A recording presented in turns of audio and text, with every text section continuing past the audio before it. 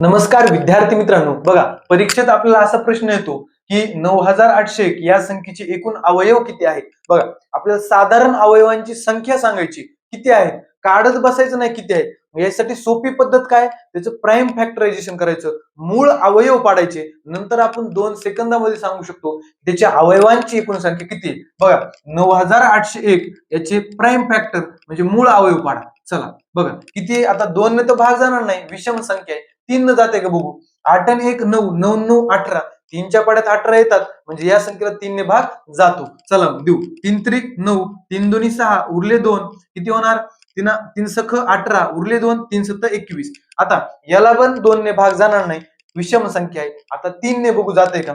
7 आणि 6 13, 13 आणि 2 15, 15 आणि 3 18, 18 3च्या पाड्यात येते, 3 न जाते भाग. चला 3 ने भाग देऊ. चला 3 1 3, आता 3 न 2 ला भाग जात नाही, शून्याचा भाग देऊ. झाले 26, पुन्हा 3 8 24, पुन्हा उरले 2, 3 9 27. आता ही सुद्धा विषम संख्या आहे, मग याला पण आपण 3 न बघू जाते का नाही. बघा 9 1 10, 10 आणि 8 18, म्हणजे हे पण 3च्या पाड्यात येते, 3 न भाग देऊ शकतो. 3 त्रिक 9, 1 उरले, 3 सख 18, 3 त्रिक 9. आता 363 ला तर 3 ने भाग जाणार, काही अडचण नाही.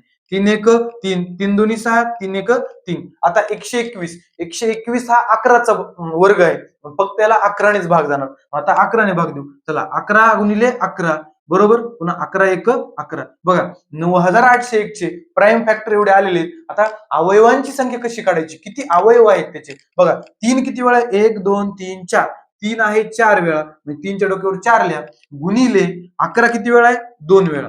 बघ आता बघा काय करायचं, हे जे 3च्या डोक्यावर 4 आहे त्याच्यामध्ये 1 मिसळायचं, किती होणार 5.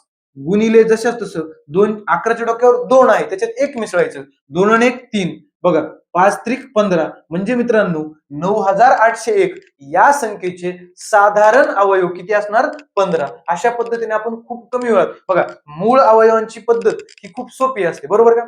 धन्यवाद.